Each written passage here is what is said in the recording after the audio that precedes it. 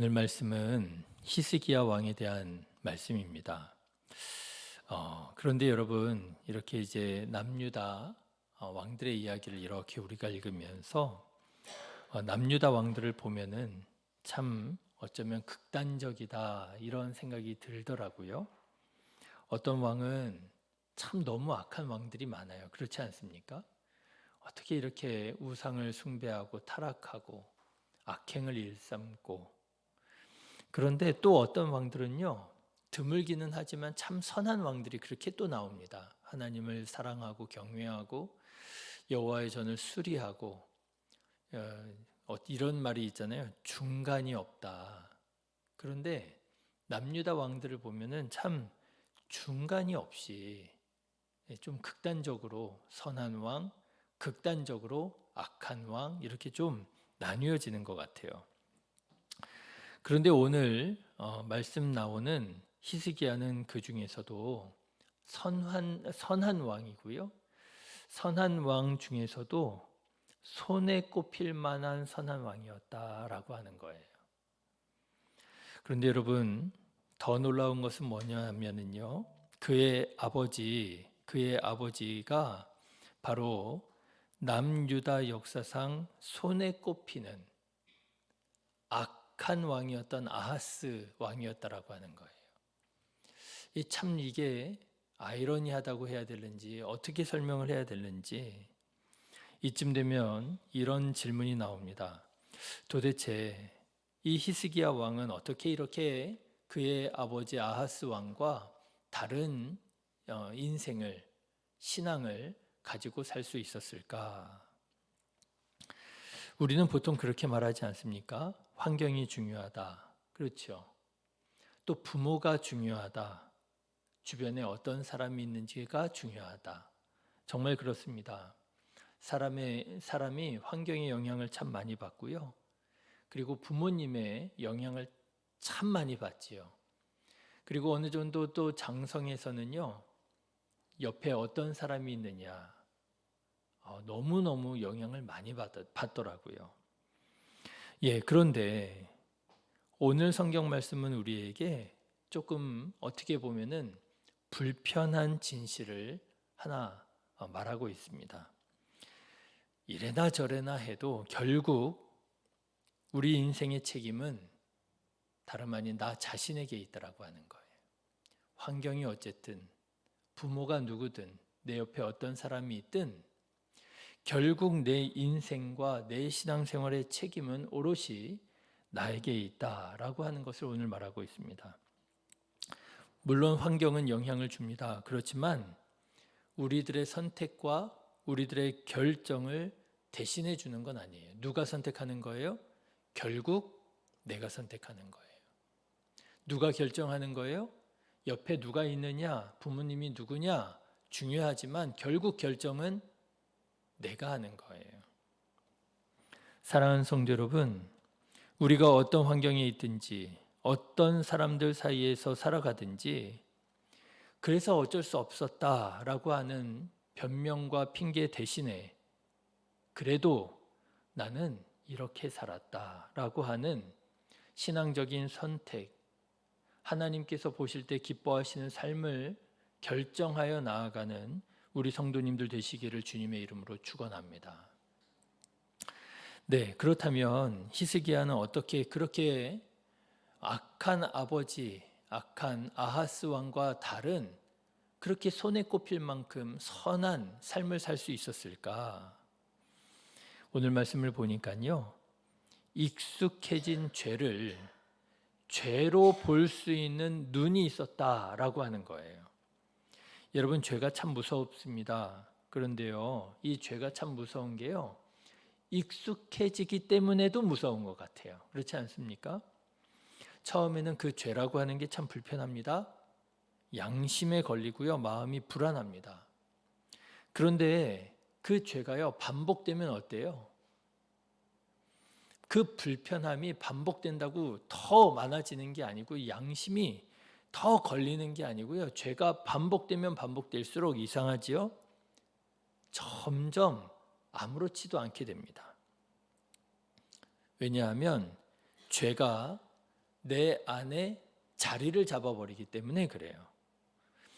지금도 제가 이렇게 참 기억에 선한데 저희 첫째 딸이 어렸을 때 그런 일이 있었어요. 어렸을 때 어느 날 저한테 와가지고 아빠 그러면서 자기가 저에게 거짓말을 했었던 걸 얘기를 하더라고요.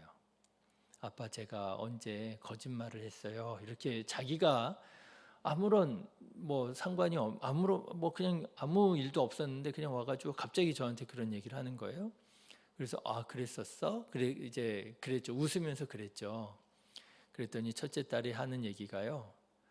그런데 거짓말은 하는데 얼마나 마음이 심장이 쿵쾅거리고 얼마나 떨리는지 너무 힘들었다는 거예요. 그러니까 그 거짓말한 것 그게 너무 양심의 가책이 돼가지고요 견디질 못하고 끙끙 앓다가 저한테 와서 얘기를 한 거예요.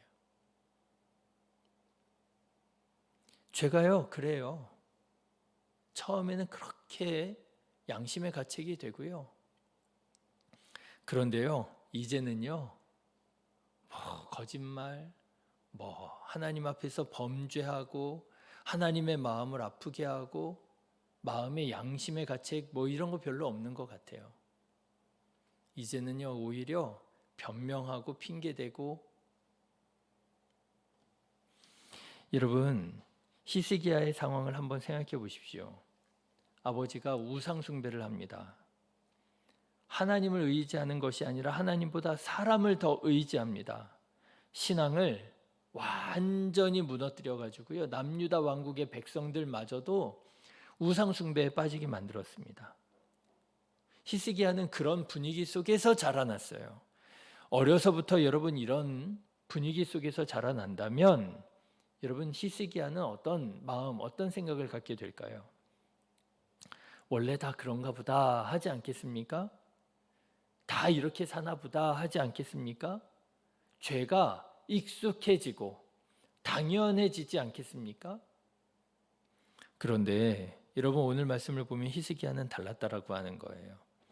오늘 말씀을 보시면은요 우리 조상들이 하나님 보시기에 악을 행했습니다. 히스기야가 그렇게 말을 합니다. 여기에서 우리 조상이라고 하는 말은 다름 아니라 그의 아버지 아하스가 잘못했다라고 하는 사실을 말하는 거예요. 여러분 이건 참 쉬운 일이 아닙니다. 나에게 있어서 가장 가까운 사람 그리고 나에게 있어서 가장 익숙한 방식이 문제가 있다, 잘못되었다고 시인하고 인정할 수 있는 것, 그것이 죄라고 하는 것을 죄로 보고 시인할 수 있는 것, 이거는 보통 용기 가지고 될 수 있는 일이 아니지요. 그런데도 불구하고 히스기야는요 죄를 죄로 볼 수 있었어요. 인정할 수 있었어요. 그리고 그뿐만 아니라 그 죄를 돌이킬 수 있는 진정한 회개로 나아가는 사람이었다라고 하는 거예요. 히스기야는 성전을 정리합니다. 더러운 것들을 다 끄집어내요. 밖에다 다 내다 밖으로 버려버립니다. 아버지의 잘못을 바로잡은 거지요. 이게 회개예요. 회개라고 하는 것은요 단순히 죄송합니다, 잘못했습니다, 후회하는 것이 아니라 말만 하는 것이 아니라 내 삶을 바꾸는 거잖아요. 내 삶을 새롭게 정리하는 거예요. 내 안에 쌓여있던 것들을 끌어내리는 거예요. 버려버리는 것입니다. 여러분 집에 살다 보면 이런 경험 있지 않아요? 언젠가는 쓰겠지 하고 쌓아놓은 물건들, 그런데 사실 몇 년이 지나도 쓰지 않아요. 그러다가 결국 어느 날 마음 먹고 이거 버려야지 하고 버려버리는 것들이 있잖아요. 그러면서 이런 생각 하잖아요. 왜 이런 걸 지금까지 쌓아놓고 살았나. 신앙생활도 마찬가지라고 하는 거예요. 오래된 죄일수록 더 자연스럽고 더 당연하게 여겨집니다. 핑계를 대고요 이유를 갖다 붙입니다. 그런데 사실은요, 우리는 이미 알고 있어요. 이게 죄라고 하는 사실을, 이게 나한테 유익이 되지 않는다는 사실을, 이거 갖다 버려야 된다라고 하는 사실을 우리는 이미 알고 있지요. 히스기야는 죄를 죄로 볼 수 있었고, 그리고 그 죄를 회개하며 하나님의 성전을 온전히 수리하고 정돈하게 됩니다. 그러자 하나님의 나라가 회복되기 시작을 했어요. 하나님께서 다시 역사하시기 시작하십니다. 그래서 여러분, 중요한 건 이겁니다. 하나님 나라는 거창하게 시작되지 않는다는 거예요. 내 안에 죄악을 정리하는 것으로부터 하나님의 나라가 시작된다라고 하는 거예요. 여러분, 혹시 우리 안에도 너무나도 당연하고 익숙하게 여겨지는 죄악들이 있지 않습니까? 그것을 이제는 더 이상 죄로 여기지도 않을 만큼 무디어지고 타협해버린 죄악들이 있지 않습니까? 그 죄악들을 정리하는 자 되시기를 주님의 이름으로 축원합니다. 죄악된 관계가 있습니까? 끊어버리셔야 돼요. 죄악된 습관이 있습니까? 끊어버리셔야 돼요. 죄악된 생각이 있습니까? 끊어버리셔야 돼요.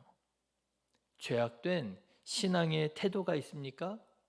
오늘 히스기야처럼 이건 아니야, 끊어버리셔야 됩니다. 그리고 거기에서 멈추지 말고 정리하시고 새롭게 온전하게 회복시켜서 바라기는 우리 성도님들의 삶과 신앙생활이 다시 하나님의 은혜가 넘쳐 흐르고 우리의 삶이 회복되고 하나님께서 기뻐하시는 삶으로 나아가는 우리 성도님들 다 되시기를 주님의 이름으로 축원합니다. 기도하겠습니다.